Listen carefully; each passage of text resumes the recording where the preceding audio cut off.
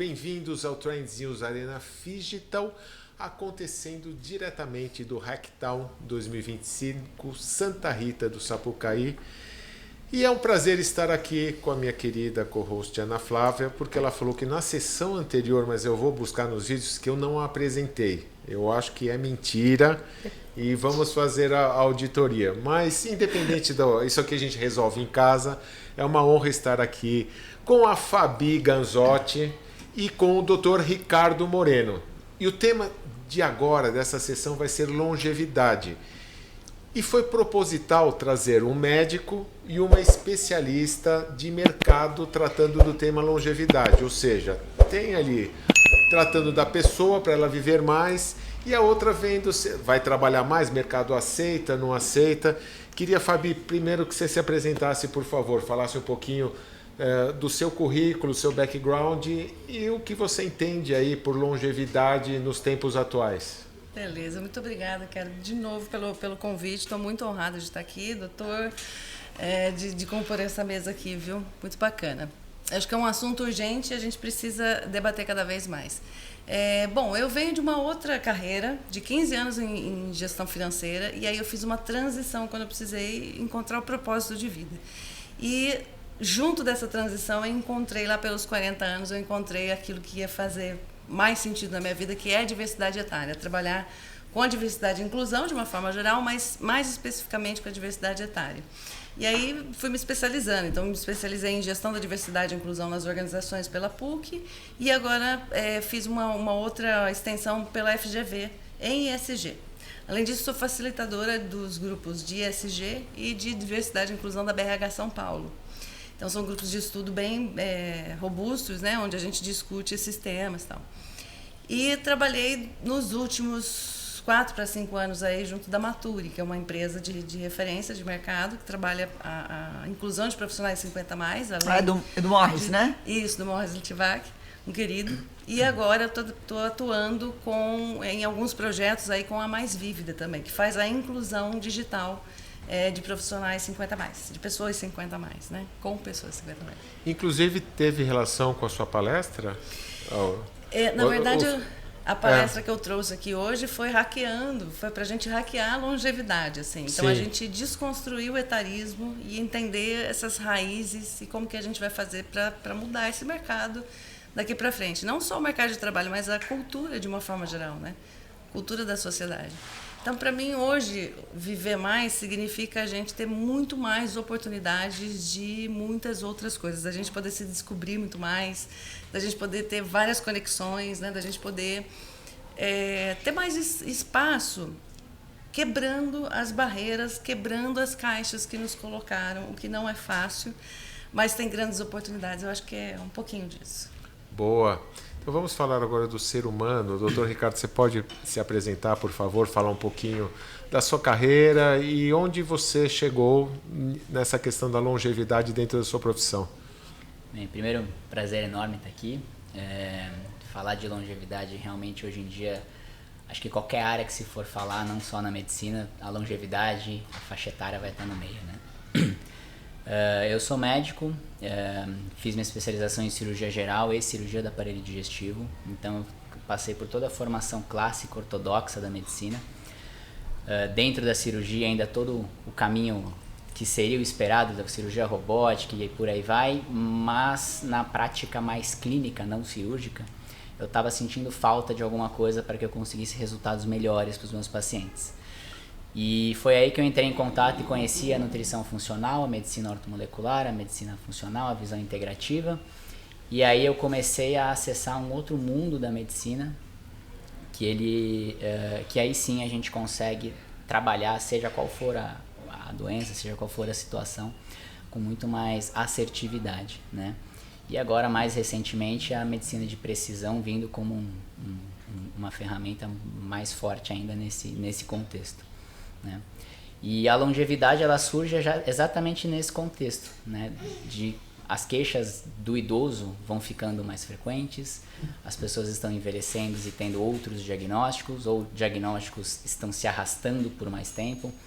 Então, o contato com o paciente idoso, e idoso hoje em dia também já são parâmetros diferentes de antes. Então a longevidade ela vai estar na prática clínica direta ou indiretamente, né, dentro da medicina. Muito bem. E é importante a gente fazer um link, né? Porque esse tema especialmente interessa a mim e a Ana Flávia, porque a gente tem um outro chapéu, que é a Rocket Base, que é o nosso Venture Studio que investe em Health Techs. E um dos nossos projetos lá é um projeto de longevidade feminina, né, Ana? Na verdade, nós temos sim, vamos falar dos temas da Rocket Base, muito nos interessam do ponto de vista de complementariedade disso daí e também do ponto de vista pessoal, mas eu já te conto por quê. Você vai gostar de ouvir a minha história. Nós vamos falar primeiro do ponto de vista corporativo. Uma das linhas das teses, né, como uma Venture Studio que somos, ou seja, nós ajudamos startups e empresas da área de saúde formadas normalmente por médicos empreendedores que querem estar no mercado e querem se consolidar ou precisam se lançar de uma maneira disciplinada, consistente, aparando um pouco da dor de empreender, que já não é fácil para o médico, começa a empreender, embola suas atividades, costuma ser mais complexo ainda. A gente tem ali 5 grandes linhas dentro do olhar do ser humano e da medicina que a gente atua. Então, neurociência é uma, educação é outra, as finanças, porque fala de saúde, falar de saúde financeira é muito importante para poder dar paz de espírito para todo mundo. E a longevidade, na linha da longevidade, a gente tem 2 iniciativas. Uma dessas iniciativas especificamente da longevidade feminina. Por que a longevidade feminina passa a ser esse vetor tão interessante? Primeiro, porque 52% dos estudantes universitários hoje são mulheres, 50% se não de mais. De medicina? Não, de tudo. De universitários? Universitários. Sim. No geral, 52%. E com tendência a crescer. Acho né? que medicina é maior, inclusive, né? Bem maior. Eu não sei como é que tá eu não sei o número, mas é maior. É maior. É maior. Eu fui visitar uma faculdade de medicina em São Paulo, na Universidade da USCS. Eu olhei as salas, só mulher. Inclusive em ramos que eram eminentemente masculinos, como ortopedia, que é o último bastião que a gente fala, né? Caiu o último bastião sagrado, Sim. que era a ortopedia, as mulheres também já são maioria. Mas falando então, não somente da profissional da área da saúde, da médica, da enfermeira ou das terapeutas, né, que trabalham, mas de qualquer mulher. E aí temos crianças que sabemos, meninas que sabemos que mais cedo ou mais tarde vão entrar dentro desse modelo de vida também. O que a gente percebeu? Que a longevidade feminina, ela está ancorada em alguns, você deve saber disso melhor do que eu, em alguns momentos e pilares muito efetivos e concretos. E sem sombra de dúvida, a menopausa é um dos grandes marcadores. A menarca, a menopausa, você tem alguns aí, menarca, gravidez, né? Mas tem a menopausa. E a menopausa, ela também caiu agora, deixou de ser, digamos assim, um tabu. A mulher não tem muito problema com a menopausa. Quem tem problema com a menopausa é o resto da sociedade, né? E aí a gente, algumas das nossas investidas, 2 delas especificamente, uma mais fortemente, trabalha em protocolos de longevidade que visam ajudar a mulher a transicionar esse período com uma saúde muito mais potente. E aí a saúde física e a saúde mental, que vai se refletir na saúde financeira, na saúde profissional, porque é um combo, não dá mais para separar, holístico, né? Não dá mais para separar uma coisa da outra. Então, sim, esse tema de longevidade nos interessa muito, como tese de negócio. E aí, doutor Ricardo, né, queria a sua opinião a respeito de hackeando a longevidade. A Ana falou da questão da mulher, você falou da questão etária do idoso, né? Considerar o idoso hoje 60 anos, que é um absurdo, mas tudo está se fazendo para hackear a longevidade, né? No seu ponto de vista de médico, quais os principais pontos que estão sendo trabalhados para realmente estender a vida dos pacientes? Eu acho que o primeiro ponto nesse contexto a gente tem que dividir longevidade em 2 grandes grupos. A gente tem hoje o termo do Health Span e Life Span. É isso aí. Né? Qual que é a diferença? O Life Span é o tempo vivido, é o tempo cronológico. Então, se a pessoa está lá com 80 anos, o Life Span dessa pessoa é de 80 anos. Tá? Mas se ela está com 80 anos, porém é acamada há 15 anos, o Health Span dela é de 65 anos. Porque ela não tem mais autonomia, ela não tem período de vida com qualidade de vida. Isso entra numa certa subjetividade, porque a pessoa pode ter uma certa dificuldade em mobilidade, mas cognitivamente ela está bem. Então é um health span que você não vai considerar como uma pessoa incapaz, vamos dizer assim. Mas dividir nesses dois grandes grupos é importante porque envelhecer é uma coisa, envelhecer com saúde e autonomia é outra. E isso é importante até na questão de mercado de trabalho, porque ok, estamos vivendo mais. Se a gente vê a curva de expectativa de vida no mundo e no Brasil, elas são semelhantes, né? Só que a expectativa de vida é o quê? É o lifespan, né? E um dos fatores da expectativa de vida ter aumentado, porque é uma média, é porque diminuiu a mortalidade infantil. Isso, né, já há décadas atrás. Sim. Né? Então, a gente teve esse boom. Quase 100 anos. Exato. Né? Então, a gente vem crescendo nesse sentido. Mas as pessoas estão envelhecendo. A grande pergunta é como elas estão envelhecendo. E tem uma reportagem, se eu não me engano, de 2016, do New York Times, que trouxe uma discussão de que talvez essa seja a primeira geração de filhos que tem potencial de viver menos que os pais. Por quê? Porque hoje as principais doenças que acometem não apenas os idosos, mas no geral, é o que a gente chama de doenças crônicas não transmissíveis, né? Que é obesidade, diabetes, hipertensão, entra na conta aí mais em idosos a questão do Alzheimer, do Parkinson, né? E várias outras. E muitas dessas doenças estão acometendo jovens, né? Pressão alta, né? Hipertensão em pacientes com 30, 40 anos, né? A dislipidemia, síndrome metabólica. Então, há um potencial que uma geração viva menos que a geração dos pais. Isso foi mais dentro de um contexto de uma hipótese, né? Mas a ciência tem evoluído muito, a indústria farmacêutica tem evoluído muito. Recentemente a gente teve a tirzepatida dando uma reviravolta aí no tratamento da obesidade, algo que estava ficando meio que, né, os injetáveis para a obesidade de segundo plano, aí veio a tirzepatida e revolucionou esse contexto, e outras virão, muito provavelmente, com mais força ainda. Então, as doenças crônicas não transmissíveis, elas estão melhorando o controle, mas ainda temos uma carência gigante na real prevenção disso tudo, porque aí a gente vai investir numa longevidade de health do tipo health span. Então eu vou morrer com 70, 80, 90 anos, mas eu estarei saudável fisicamente, mentalmente, cognitivamente, e que é talvez aí o principal contexto mais holístico da longevidade, que é a saúde espiritual, né? Que é o propósito de vida. Uma das grandes literaturas que veio falar sobre a longevidade é a tal das Blue Zones, né? Que são as 5 regiões do país, né? Onde as pessoas são mais longevas e tal, do mundo. Sim. As pessoas são mais longevas, aí tentaram o que tem de semelhança e tal.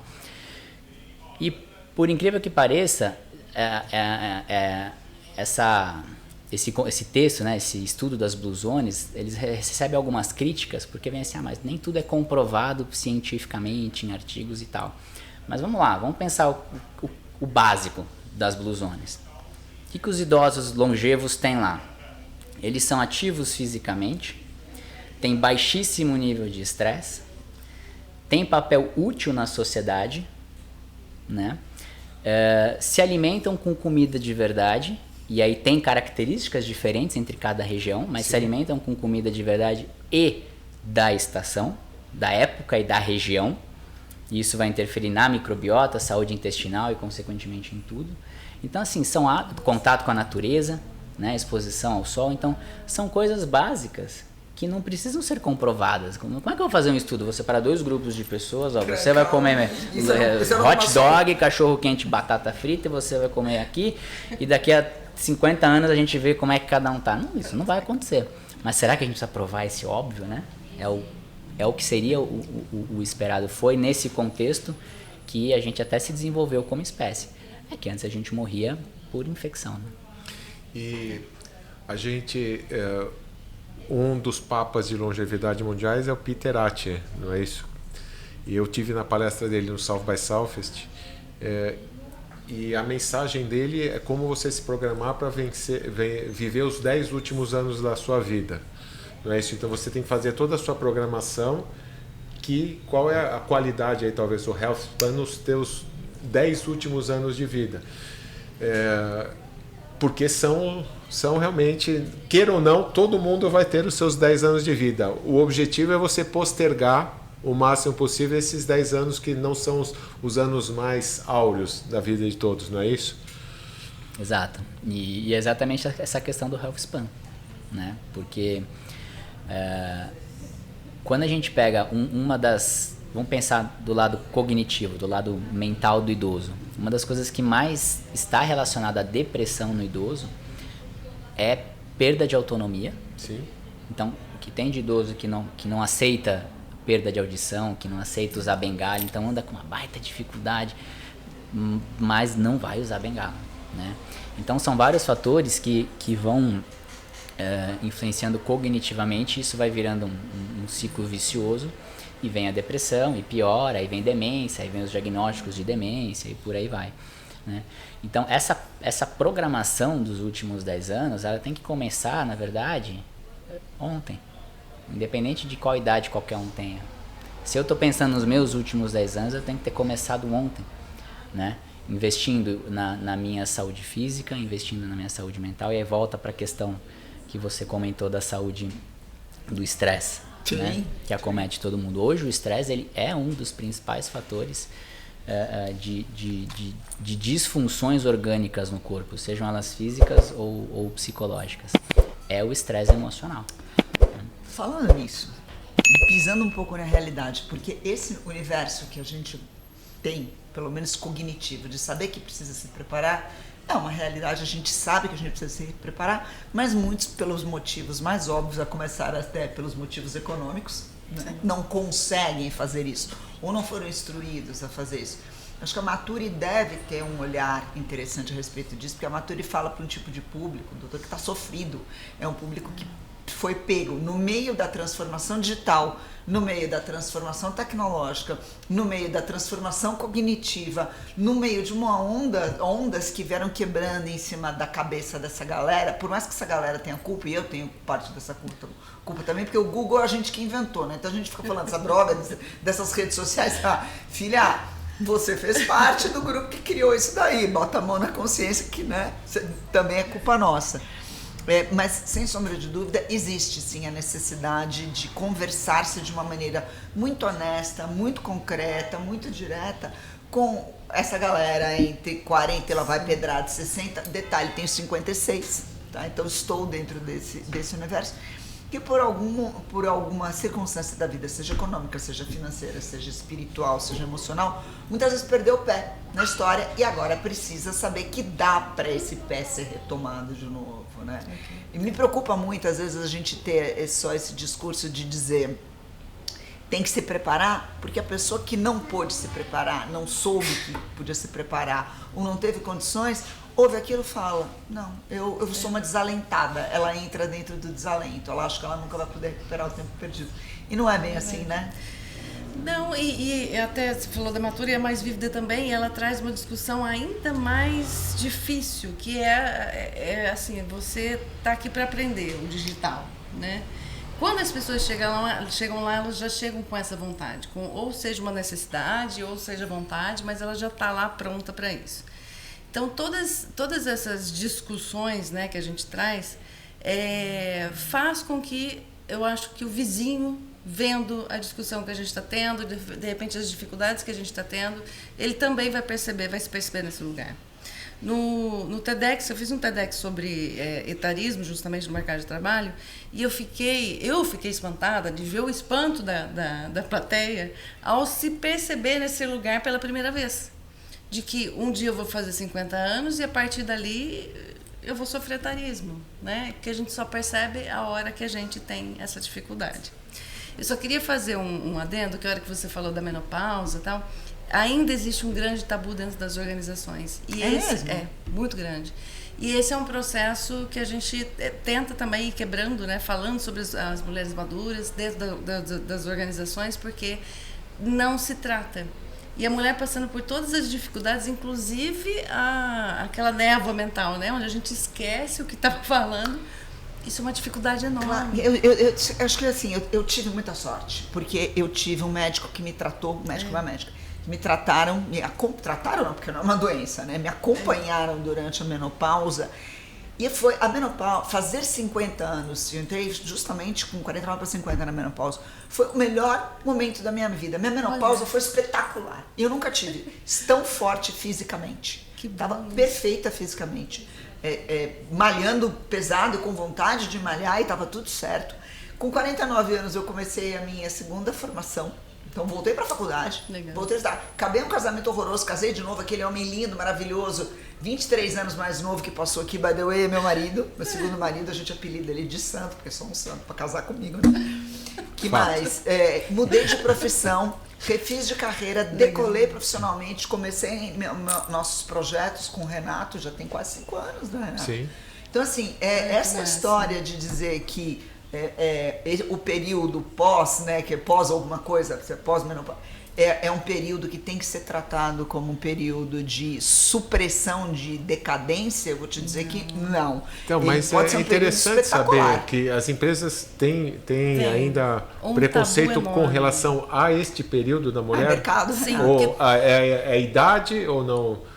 Não, o etarismo, na verdade, ele afeta muito mais as mulheres. Sim. De todas as formas. E aí, quando se chega nessa fase, a mulher, muitas vezes, por exemplo, uma reunião. Vamos imaginar que a gente está numa reunião aqui importante, e aí começou um fogacho, eu estou me sentindo mal, estou ficando ensopada, preciso me retirar ali um pouquinho. Quando eu voltar, que está tudo bem já comigo, quando eu voltar, as decisões foram tomadas. Isso é o normal que acontece nas organizações. Então, não se tem esse olhar, primeiro, de acolhimento mesmo, desse momento da vida da mulher, porque às vezes ela precisa de um apoio, né? Nem que seja físico, né? Como que você pode ficar mais confortável, um ar-condicionado, de repente, e o emocional também. Mas dentro das organizações, não é. A gente tá ouvindo a gente? Diretamente do Hacktown. Tá passando carreta furacão aqui na rua. Espera um pouquinho aí que a gente já volta. Quebrar, né? Quebrar o negócio. Quando foi construída a casa da vovó do Ivan Callas, não tinha isolamento acústico ainda. Mas isso não é um carreta furacão? É quase um carreta furacão, não é? Provável. É que nessa época eram serenatas, né? Eram serenatas. Não era um trio elétrico, né? É verdade. Mas manda bala, vai. Grita por cima do carreta furacão e tá tudo certo. E é isso, a mulher ela passa um período onde ela precisaria desse apoio e não se fala sobre isso. Então, assim, é um assunto velado, é um tabu mesmo. Tanto que muitas organizações, quando me chamam para falar sobre o assunto, a maioria, o título é Quebrando o Tabu. Né? A menopausa ou o envelhecimento da mulher nas organizações. Então, sempre tem o quebrando o tabu, porque isso ainda é, infelizmente, dentro das organizações. Tem muito o que se aprender, o que se falar, né? E dentro dessa questão também da longevidade, do envelhecimento, né? De todos ali, que isso é parte de nós, seres humanos. E enquanto longevidade, olhando as carreiras, você trouxe um ponto, você se reinventou, né? E não foi pensado, foi acontecendo e estava tudo certo. Muitas vezes é pensado e muitas das vezes é por necessidade. Sim. Também. Porque o etarismo está ali e segura muito as pessoas, elas não conseguem retornar para o mercado de trabalho, tem que se reinventar por uma necessidade mesmo. Mas, falando da névoa mental, eu esqueci a pergunta que você me trouxe. Então, assim, eu não sei se eu estou na direção certa ou não. Não importa. Segue o jogo. Fazer uma piadinha que é coisa de etarismo, é coisa de gente velha, cabe ou não cabe? Não, a névoa mental que vem assim... Mas a ideia é o seguinte... A gente falou bastante da pessoa e está vivendo mais, a não ser que esta geração contradiga a anterior. Todo mundo está vivendo mais e a gente está hackeando todo o sistema genético, até isso, né, em nível genético, para viver mais. E do mercado, que principais insights você traz para as pessoas que estão vivendo mais? A Ana se reinventou. Ela é regra ou exceção?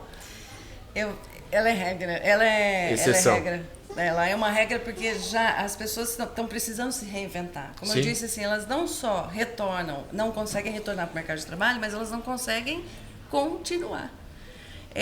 Muitas são demitidas por conta da idade, e aí quando se tenta ingressar, não tem lugar. A partir dos... Olha, pasmem, tecnologia, 35 anos, se não menos. 35 anos é o recorde. É a linha de corte de contratação, É a linha de né? corte de contratação, não contrata. Como se você desaprendesse o que você, né, aprendeu a vida toda, como se você não tivesse mais capacidade cognitiva de aprender alguma coisa, e assim por diante. 45 anos já começa a pesar e a partir dos 50 aí fica bem difícil mesmo. Então essa reinvenção, ela vai ser cada vez mais, eu acho que uma possibilidade. Sim. Né, de encontrar propósito, de poder viver mais, de sair de um estresse do corporativismo, que a gente sabe como é estressante, de ter uma vida mais saudável, como a gente quer viver. E também, claro, a gente tem que bater nesse ponto que ainda é uma necessidade de se transformar. Né? Muitas das pessoas 50 a mais que estão empreendendo é por necessidade. Eu acho que tem os trade-offs aí, né? Tem as trocas que a gente vai fazendo no meio do caminho, né? Muita gente abandona o estresse da vida corporativa e declaradamente sabe que vai acontecer muito provavelmente o quê? Um declínio do seu padrão econômico-financeiro. Mas o que essa pessoa vai ter em troca, muitas vezes, é o trade-off, é a troca, né? Então é assim, eu vejo, né? Muitos homens e muitas mulheres da minha faixa etária, um pouquinho mais jovens ou um pouquinho mais velhos, aí também não importa muito, dizendo, chega, não dá, não quero mais, não é esse modelo. E aí até falando, a gente brinca, a gente conversa muito sobre isso na Rocket Base. O que a gente mais ouve quando a gente escuta das pessoas que estão fazendo isso e não estão empreendendo, porque muitas empreendem, outras não, é viva o SUS. Porque a galera sabe que uma das coisas que está sendo deixada em cima da mesa é assistência médica paga, né? E aí eu até uma pergunta que eu também gostaria de fazer para o senhor. Na rede pública, o senhor já vê movimentos fortes em relação a isso ou ainda é uma realidade que não está conversando com a média das iniciativas de saúde pública? Difícil te responder porque o Brasil é muito plural. Tá. Né? Vai variar muito, não só de regiões no país, mas dentro de um estado, isso varia muito. Mas o que tem acontecido com certeza é as pessoas trocando de convênio, indo para planos mais baratos, com coberturas menores, e aí acaba utilizando os dois lados, né? Um pouco do SUS, um pouco da saúde suplementar, que são os convênios, né? Mas isso tem várias vias, né? Uma delas é essa questão que você trouxe, né? De tô ganhando menos e tal, o próprio mercado de trabalho, tudo. E o próprio aumento, né? Do valor que os convênios têm a cada reajuste que tem, são reajustes absurdos. Se passa de 60 anos, reajustes chegam a 20%, passa 65% mais ainda, né?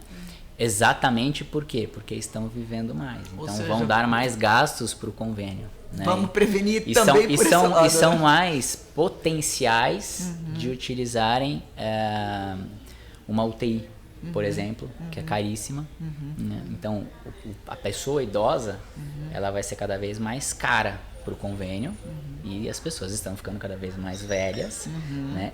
E nesses dois contextos, né? Do health e do lifespan. Então, estão ficando mais velhas e usando bastante o convênio.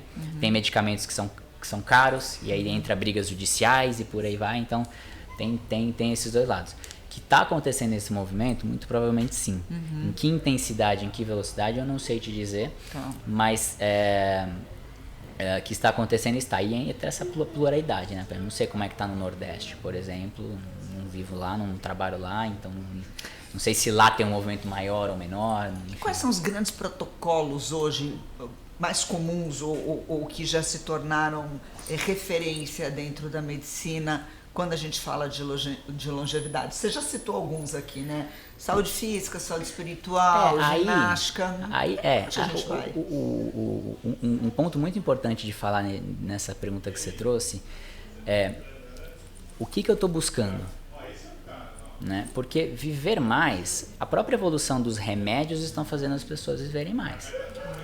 Diabetes fica mais tempo controlado ou compensado, então ela não vai descompensar tão precocemente. Uma obesidade consegue ser mais controlada, medicamentos que postergam a morte muitas vezes, a própria evolução numa UTI, então um paciente que está lá em coma, ele vai morrer com 80 anos, quanto tempo ele ficou em coma, né? Ou nessas UTIs domiciliares, isso conta como expectativa de vida, né? Mas o que eu acho errado nesse contexto, como você, né, falar, quais são os protocolos, o que fazer e tal, o que eu acho errado tem muita gente que vai na linha do suplemento, né? O que eu vou tomar que vai me ajudar a viver mais? Estou com os meus 30, 40 e poucos anos, ouvi dizer que tal coisa tem relação com longevidade. E tem um monte. E cada vez vai surgir mais. Então você passa desde a metformina, que é um medicamento usado há muito tempo para resistência à insulina, diabetes, né? E já tem estudos falando por vias de AMPK, etc. Não vou entrar em detalhes que tem relação com longevidade. Coenzima Q10, a taurina, não sei o que, tem um monte, a lista é enorme. Mas eu vou ficar tomando um monte de suplemento porque eles talvez me deem mais longevidade, né? E de novo, que longevidade é essa? E o mais importante, essa suplementação, esses suplementos todos que vêm ganhando espaço, tanto no mercado, né, quanto nos estudos, se não tem a base feita, ele vai ser como um tapa-buraco. Uma gota de água no só que deserto. Assim, eu vou tapar um buraco. É mais ou menos isso. Eu vou tapar um buraco, só que assim, um buraco que tá aqui no asfalto, eu vou tapar com areia. Não vai resolver. E aí eu vou ficar pondo areia, mas o buraco continua. E aí quando você fala qual que é a base a gente tem que entender a nossa biologia. Vamos até sair um pouco do lado holístico, né? Mas vamos entender a nossa biologia. Um dos eixos que mais está desregulado em qualquer faixa etária, né, é exatamente o eixo do estresse. A gente chama de eixo HPA, que é hipotálamo pituitária adrenal, né? Como é que isso funciona? Eu identifico um fator estressor, que pode ser externo ou interno, qualquer coisa que me dê desconforto emocional, eu identifico isso como estresse. E aí eu produzo um hormônio aqui, o ACTH, etc., que chega aqui e a adrenal vai produzir o cortisol. Tá? Então o cortisol é o hormônio de resposta a esse estresse que praticamente eu que criei. Tá? Se eu tenho uma demanda alta de estresse ou muito prolongada, o meu corpo não vai manter uma produção alta de cortisol o tempo todo. Ele abaixa em valores mais altos do que deveria e consegue se manter por um tempo. Quando isso vai se cronificando cada vez mais, a minha adrenal vai ficando cada vez mais disfuncional, a produção desse cortisol começa a cair e não acompanha mais as demandas de estresse que continuam existindo ou aumentando. E aí eu tenho essa disfunção do eixo do cortisol, do eixo da disfunção da adrenal, e se o cortisol está desregulado, o corpo todo estará desregulado. Não tem como ser diferente. Tá? Então a saúde mental nesse contexto é ponto-chave hoje em dia, porque nós vivemos numa sociedade que de base é ansiosa, é estressada, é o trabalhar para viver, é o viver para trabalhar. Ansiogênica e depressiva, né? Tudo ao mesmo tempo. Né? Então esse já é um ponto importante. Você alugou um triplex aqui na minha cabeça. É ótimo, né? Nossa, ele falando assim. E já nesse triplex, eu quero toda essa visão de mercado, o link que você faça com a visão de mercado. Fantástica fala, nossa. Porque tem uma relação muito grande, né? O trabalho e a qualidade de vida. Então, assim, para uma grande maioria das pessoas, o trabalho significa muito além. É mais do que trabalho. Exato. É definição do eu. Propósito, isso, é parte do eu. E quando há aquele período de aposentadoria, no sentido de se aposentar pelo INSS, a sociedade enxerga a aposentadoria ainda como inutilidade. E aí, nesse ponto, as pessoas passam a ter que buscar outras coisas, se sentem perdidas, e é aí que elas entram nesse lugar, muitas vezes, de depressão. Quando elas conseguem uma recolocação, mesmo que tardiamente, o mercado ainda coloca elas num lugar muito ruim. Então, são posições menos importantes, e essa pessoa não pediu para ressignificar a carreira dela. Tá tudo bem começar de novo, mas para as pessoas que não, isso faz muito mal também, né? Ninguém ouviu, ninguém quis saber dessa pessoa, o que você está buscando, o que significa o trabalho para você. Subempregos. Empacotador do supermercado. Entendeu? É o clássico, né? Tá tudo bem ser empacotador, que a gente costuma dizer, mas você precisa entender se a pessoa quer. né? Ou se é a única coisa que tem. Sim. E isso vai ter um impacto direto, porque eu realmente deixei de ser útil. Essa é a prova que a pessoa tem de que eu não sirvo mais para nada, porque eu era um diretor e agora eu tô, entendeu? Fazendo outra coisa, um subemprego aqui. E quando você junta isso com pessoas que já estavam num trabalho que não era o trabalho por propósito, era o trabalho que talvez foi a oportunidade que teve lá no começo e aí depois, pô, criei meu padrão de vida, como é que eu vou sair agora? O tempo passa rápido. Vou ficando, exatamente. Aí nesse meio tempo tem filho e aí aí o estresse vai tomando conta. E aí uma das bases do hackear a longevidade já vai indo embora. Porque mexendo no estresse vai mexendo numa outra base, que é o sono. O sono é fundamental. Sim. A qualidade do sono hoje das pessoas é péssima.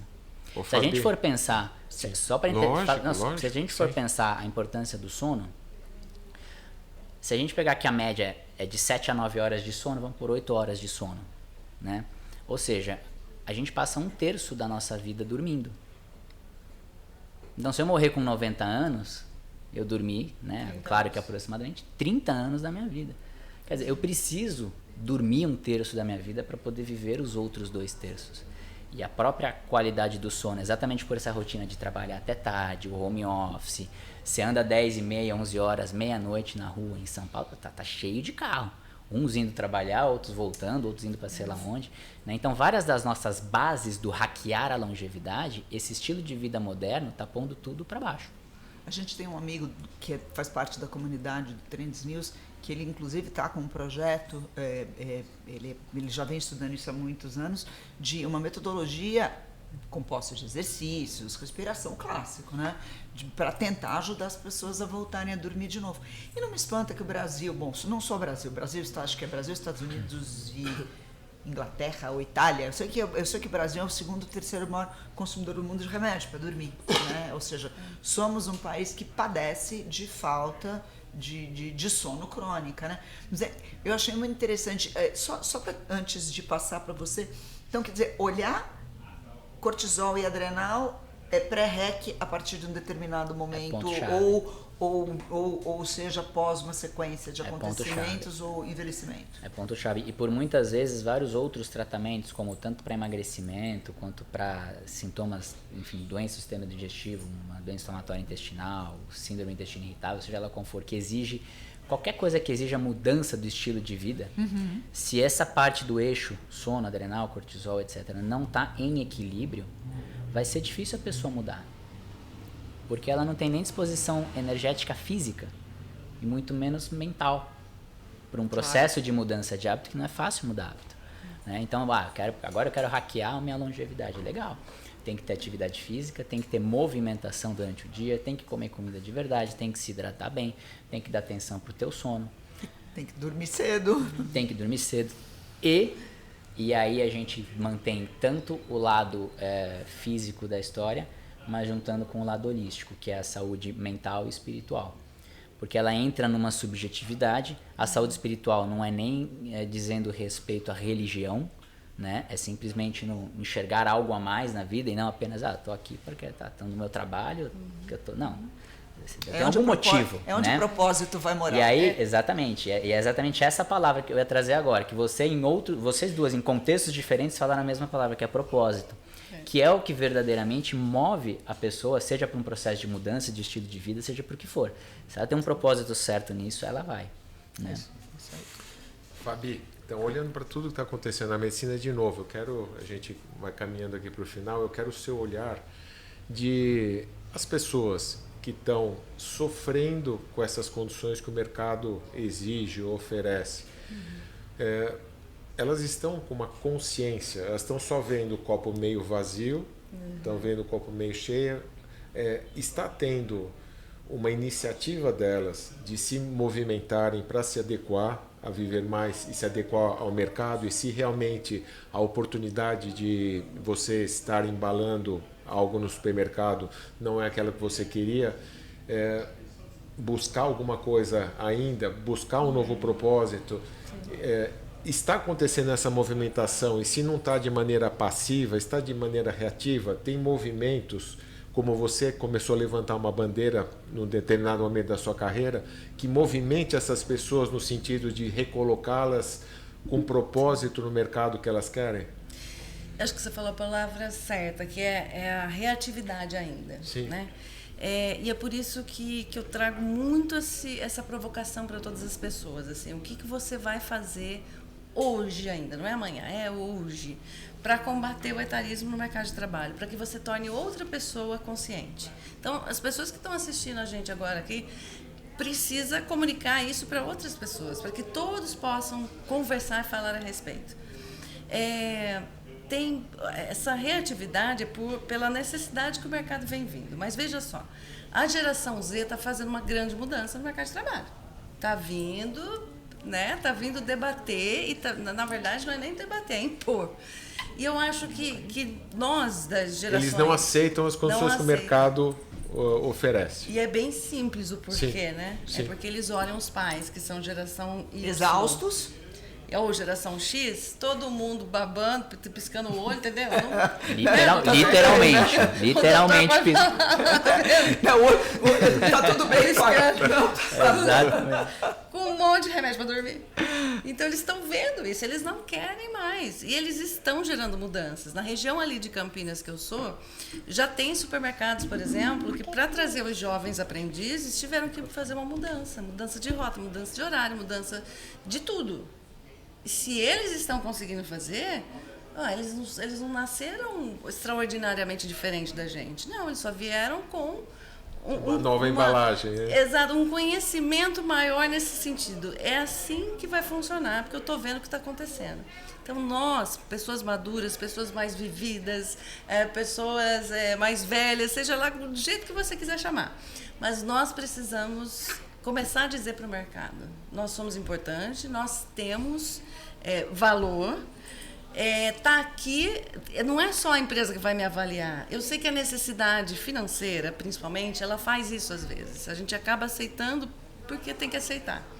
Mas deixar isso, sabe? Essa comunicação dentro da empresa também. Deixar o jogo claro, né? Exato. Olha toda a bagagem que eu tenho, isso custa, né?